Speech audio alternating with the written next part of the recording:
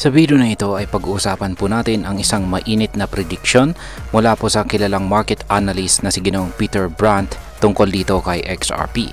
Ayon po sa kanya, maaaring matapos po ang taong 2025 kung saan ay ang presyo ni XRP ay nasa pagitan lang ng $1.02 hanggang $2. Oo, narinig niyo po yan ng tama. Para sa isang crypto na tinatawag ng marami na everyone's favorite, medyo disappointing po ang projection na ito mula kay Ginoong Peter Brandt. Pero teka lang, hindi lang si Ginoong Peter Brandt ang may opinion. May ibang mga experts din na nagsasabing tataas pa sa XRP ng hanggang $5, $11 o hanggang $24. So alin ba talaga ang dapat nating paniwalaan? Kaya yan po ang talagang pinakamalaking tanong dito. Sino sa mga eksperto dito ang nagsasabi ng totoo at dapat po nating paniwalaan ang kanilang mga prediction? Kaya yan, posible ba talaga ang sinasabi ni Ginoong Peter Brandt na hindi magkakaroon ng magandang performance itong si XRP ngayong taong ito? O yung ibang eksperto na nagsasabing aangat ito sa mga presyong $5 to $24. Kaya maliban po dyan ay aalamin din natin ang posibleng maging epekto nito para sa atin bilang mga Pinoy crypto traders at investors ni XRP. Kaya yan, bago po tayo magpatuloy ay pakibasa na lamang po muna ang disclaimer dito sa ibaba ng ating screen. At ayan, yung nakikita na po natin dito sa larawang ito ay walang iba kundi si Ginoong Peter Brandt. Ayan, itong si Ginoong Peter Brandt ay isa po siya sa mga pinaka-respetadong market analyst sa mundo. Meron na po siyang mahigit 4 na dekada na nag-a-analyze ng mga market patterns, lalo na sa mga commodities at saka forex. At ngayon, pati na rin po sa crypto. Kilala po siya sa paggamit ng classical charting techniques, gaya po ng head and shoulders pattern na isa sa mga pinakakinikilalang pattern pagdating po sa technical analysis. Kaya kapag nagsalita itong si Ginoong Brandt, marami po ang nakikinig kahit hindi po sila laging sumasang-ayon sa kanya. Ngayon is ano po ang nangyari kay XRP ngayong taong 2025. Ayan, ngayong taon ay si XRP ay nagsimula po siya ng malakas. Ayan, malakas po ang kanyang simula. Sapagkat nitong January ay umabot po siya sa presyong $3.39, isang multi-year high, at ang kanyang highest ever monthly close ay nasa $3.035. Galing pa ito sa rally ng November at saka December nitong nakalipas na taong 2024, kung saan ay umangat po sa XRP ng 500% at saka 6% na sunod-sunod. Pero mabilis din po ang retracement. Bumagsak po si XRP ng mahigit 52% mula po sa peak, kung saan ay bumaba po siya sa presyong $1.614. Ngayon ay nakabawi na siya ng kaunti at nasa presyong $2.078.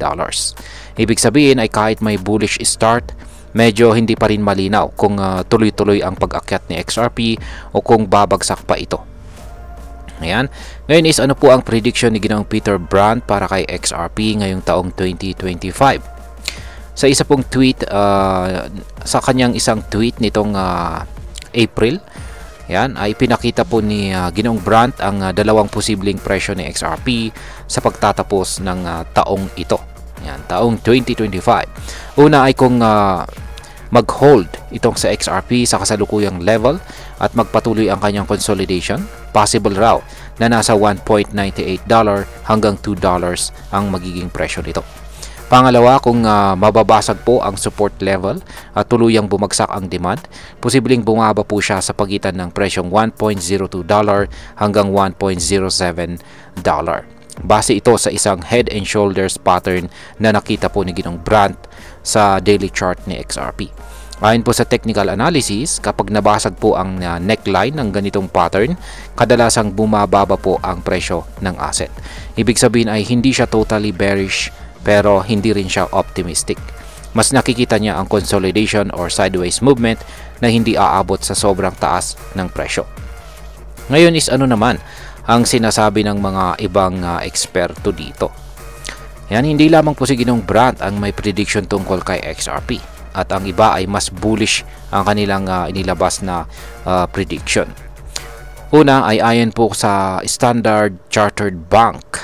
Ayan, ang Standard Chartered Bank ay possible raw na umabot sa $5.50 si XRP sa katapusan po ng taong 2025 or katapusan po ng taong ito, at $12.50 naman pagsapit ng taong 2028. Yan, ang AI bot naman na si ChatGPT ay naglabas na rin ng kanyang prediction. Aabot sa XRP raw sa $11 mula sa huling bahagi ng taong ito, taong 2025 hanggang sa umpisa ng taong 2026. Ayan. At ang panghuli ay si Ginoong Da Vinci Jeremy. Isa po siyang kilalang crypto influencer at naniniwalang aabot sa XRP sa presyong $24 ngayong taong ito. Ayon sa kanya ay may mga tao raw sa gobyerno na siyang dahilan na nagtutulak kay XRP para umangat ito sa mas mataas na presyo. Kaya yan, makikita natin dito na magkakaiba po ang pananaw ng mga eksperto. Merong conservative tulad ni Ginoong Brant at meron namang sobrang bullish. Kaya yan, kaya yung malaking tayong talagang pinakatanong dito ay alin kaya sa kanila ang dapat nating paniwalaan. Ngayon bakit kaya ganito kababa ang tingin ni Ginoong Brant kay XRP? Meron pong tatlong posibleng dahilan kung bakit hindi ganon kataas ang expectation ni Ginoong Peter Brant dito kay XRP. At ang unang dahilan ay ang kanyang technical analysis na basihan. Ang prediction niya ay base po kasi sa pattern na nakikita niya sa charts at hindi po sa speculation or hype lamang. Pangalawa ay ang market sentiment. Sa kabila po ng suporta kay XRP, hindi pa rin po ganap na nanumbalik ang full confidence ng mga investors, lalo na't hindi pa tapos ang ilang regulatory concerns ni XRP. Ayan, ang pangatlo o panghuli ay ang consolidation phase nito. Baka nakikita po ni Ginoong Peter Brant na si XRP ay nasa tinatawag na accumulation phase kung saan ay hindi pa panahon para sumabog ulit pataas ang kanyang presyo. Ngayon is pag-usapan naman po natin ang posibleng maging epekto nito para sa atin bilang mga Pinoy crypto traders at investors ni XRP. Para sa atin, bilang mga Pinoy na nasa crypto, mahalagang malaman po natin na ang ganitong mga prediction ay gabay lamang at hindi po ito absolute.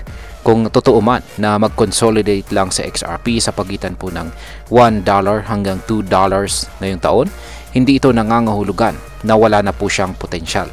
Maring ito ay pagkakataon para mag-accumulate bago po muling tumaas. Pero kung isa ka po sa mga bumili kay XRP sa mataas na presyo tulad po ng $3 o higit pa, mahalagang pag-aralan po natin kung dapat ba tayong mag-hold, magbenta, or mag-average down. Kung isa naman po tayong baguhan lamang sa crypto, tandaan po natin na wag po tayong basta-basta bumili dahil sa hype.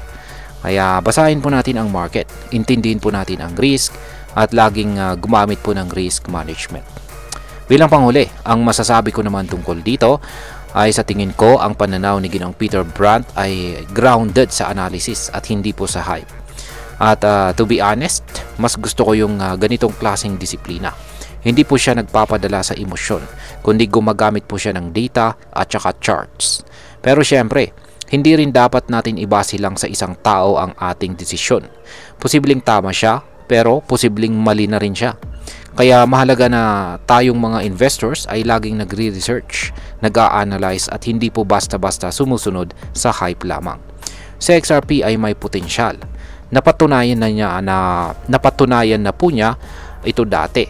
Pero tulad ng ibang cryptocurrencies, volatile pa rin po siya at hindi po guaranteed ang kita. Sa kabuuan, ang presyo po ni XRP ngayong taong 2025 ay isang malaking tanong pa rin. Maaaring tama si Ginoong Brant at manatili lang ito sa pagitan ng presyong $1 hanggang $2. Pero hindi rin natin pwedeng isantabi ang posibilidad na maaring umangat pa ito lalo na kung magkakaroon po ng mga positibong developments kay Ripple at magkakaroon ito ng global adoption. Kaya Ayan, sa huli ay responsibilidad po nating mga traders at investors na pag-isipang mabuti ang ating mga galaw sa market. Huwag po tayong magpadala sa hype. At lagi po tayong mag-invest ng kaya nating mawala. At ayan, hanggang dito na lamang po tayo sa video na ito mga ka-crypto. Marami pong salamat sa panonood. Ingat po tayo lagi at God bless po sa ating lahat.